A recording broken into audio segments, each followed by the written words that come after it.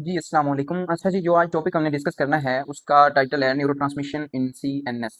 यानी central nervous system के अंदर एक न्यूरोट्रांसमीटर कैसे रिलीज़ होता है और कैसे अपना रिस्पॉन्स जनरेट करता है और एक सिग्नल जो है वो एक न्यूरॉन से अगली न्यूरॉन के अंदर कैसे ट्रांसफ़र होता है, ये हमने डिस्कस करना है सब कुछ। तो नॉर्मल सिचुएशन के अंदर एक जो न्यूरॉन होती है, वो रेस्टिंग स्टेज में होती है, यानी उस पर जो पोटेंशियल होता है, उसको हम बोलते हैं रेस्टिंग मेम्ब्रेन पोटेंशियल। अब बॉडी के अंदर कोई भी स्टिमुलाई जब आता है, यानी वो स्टिमुलाई जो है वो इलेक्ट्रिकल स्टिमुलाई हो सकता है, केमिकल भी हो सकता है और सेंसरी स्टिमुलाई भी हो सकता है। अब कोई भी स्टिमुलाई जब बॉडी के अंदर एंटर होता है तो न्यूरॉन के अंदर उस रेस्टिंग मेम्ब्रेन पोटेंशियल को कन्वर्ट किया जाता है एक्शन पोटेंशियल के अंदर।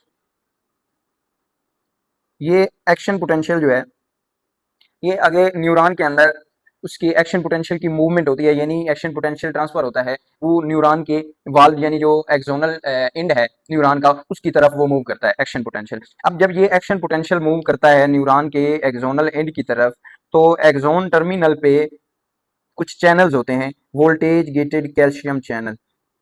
जब ये चैनल इस वोल्टेज चेंज को जब ये सेंस करते हैं, तो ये voltage gated calcium channel open हो जाते हैं।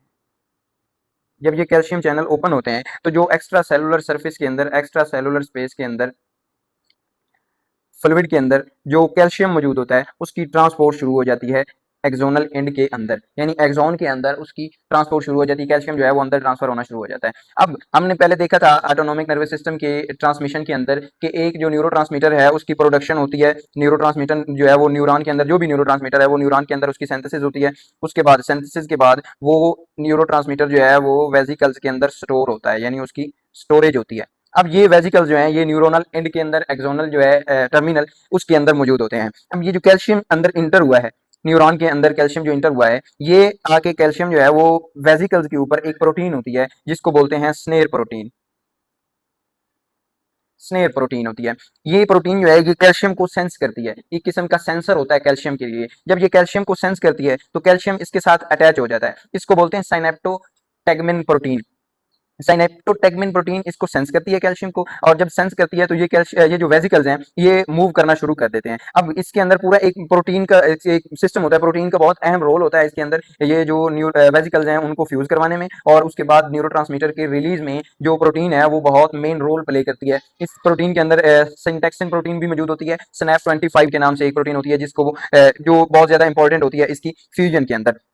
अब ये कैल्शियम जो है साइनेप्टोटेगमिन इसको सेंस करेगा, कैल्शियम यहाँ पर इस प्रोटीन के ऊपर आके अटैच होगा, उसके बाद ये इसको एक्टिव कर देगा वेसिकल को। ये वेसिकल जो है वो मूव करेंगे मेम्ब्रेन की तरफ। मेम्ब्रेन के ऊपर अब प्रोटीन मौजूद है, सिंटेक्सिन प्रोटीन है या स्नैप 25 प्रोटीन है, ये भी स्नेर प्रोटीन का ही पार्ट है। अब ये प्रोटीन जो है ये इस वेसिकल्स को रिसीव करती हैं, यानी इसको कनेक्ट करवाती हैं इसके साथ, मेम्ब्रेन के साथ। इस वेसिकल्स के अंदर हमारा न्यूरोट्रांसमीटर मौजूद होता है।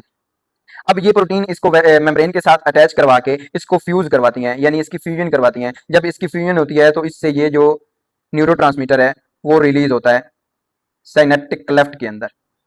ये न्यूरोट्रांसमीटर रिलीज हुआ साइनेप्टिक क्लेफ्ट के अंदर। अब साइनेप्टिक क्लेफ्ट के अंदर जब न्यूरोट्रांसमीटर आ गया तो नेक्स्ट ये प्री साइनेप्टिक न्यूरॉन थी, आगे पोस्ट साइनेप्टिक न्यूरॉन मौजूद होती है। इस पोस्ट साइनेप्टिक न्यूरॉन के अंदर इसकी सरफेस के ऊपर कुछ रिसेप्टर मौजूद होते हैं, डिफरेंट न्यूरोट्रांसमीटर के लिए डिफरेंट रिसेप्टर्स मौजूद होते हैं। इन रिसेप्टर्स के ऊपर आके ये न्यूरोट्रांसमीटर अटैच होता है और अपना जो भी या उसका इनहिबिटरी इफेक्ट होगा या एक्साइटेटरी इफेक्ट होगा, जिस किस्म का भी उसका इफेक्ट होगा, वो रिसेप्टर के ऊपर अपने अपने रिसेप्टर के ऊपर आके अटैच होके वो अपना रेस्पॉन्स या इफेक्ट जनरेट करेगा।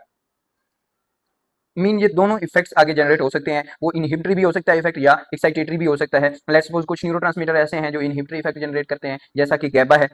गैबा अगर रिलीज होगा तो इसका इफेक्ट क्या होगा, इनहिबिटरी एक्शन शो करेगा। और इसी तरह ग्लूटामेट है न्यूरोट्रांसमीटर, ये अगर रिलीज होगा तो ये इसका एक्साइटेटरी एक्शन शो करेगा। अच्छा, ये न्यूरोट्रांसमीटर पे डिपेंड करता है कि वो न्यूरोट्रांसमीटर जो रिलीज हुआ है वो इनहिबिटरी न्यूरोट्रांसमीटर है या एक्साइटेटरी न्यूरोट्रांसमीटर है। जो इनहिबिटरी न्यूरोट्रांसमीटर होगा वो इनहिबिटरी इफेक्ट काज करवाएगा, यानी इनहिबिशन काज करवाएगा, हाइपर पोलराइजेशन करवाएगा। और जो एक्साइटेटरी न्यूरोट्रांसमीटर होगा वो न्यूरॉन को एक्साइट करेगा, एक्साइटेशन स्टार्ट करवाएगा और इसके अंदर डीपोलराइजेशन करवाएगा न्यूरॉन के अंदर। अब जैसे गैबा न्यूरोट्रांसमीटर है, ये जब रिलीज होता है तो ये इनहिबिटरी एक्शन शो करता है, और ग्लूटामेट जो है ये एक्साइटेटरी एक्शन शो करता है। ये थे स्टेप्स जो न्यूरोट्रांसमिशन के अंदर इन्वॉल्व होते हैं। सबसे पहला स्टेप हमने देखा रेस्टिंग मेम्ब्रेन पोटेंशियल, यानी एक मेम्ब्रेन रेस्टिंग सिचुएशन में है, उसकी तरफ कोई स्टिमुलाई आया, उस स्टिमुलाई ने उस मेम्ब्रेन को एक्टिव किया, एक्टिव करने से उस मेम्ब्रेन के अंदर एक्शन पोटेंशियल जनरेट हुआ, एक्शन पोटेंशियल जो है वो मेम्ब्रेन के अंदर मूव करके एक्सोन टर्मिनल की तरफ आया, वहां पर थे calcium channel, voltage gated calcium channel, voltage gated calcium channel open हुए तो कैल्शियम अंदर इंटर हो गया, उसने वेजिकल डिफ्यूजन के थ्रू वेजिकल को फ्यूज करवा के मेम्ब्रेन के साथ ट्रांसमीटर रिलीज होके नेक्स्ट पोस्ट साइनेप्टिक न्यूरॉन के ऊपर जो रिसेप्टर थे उनके साथ बाइंड हुआ और उसने अपना रेस्पॉन्स जनरेट किया। ये था neurotransmission in central nervous system. अब सीएनएस और एएनएस, इन दोनों की न्यूरोट्रांसमिशन में कुछ डिफरेंस होता है। जो सेंट्रल नर्वस सिस्टम है इसके अंदर सर्किट जो है न्यूरॉन्स का वो काफी कम्प्लेक्स होता है। सीएनएस के अंदर न्यूरॉन का जो सर्किट है वो काफी कम्प्लेक्स होता है, साइनेप्स की तादाद बहुत ज्यादा होती है। एएनएस की निस्बत सेंट्रल नर्वस सिस्टम के अंदर साइनेप्स बहुत ज्यादा तादाद में होते हैं और सेंट्रल नर्वस सिस्टम के अंदर इनहिबिटरी एक्शन भी शो होता है।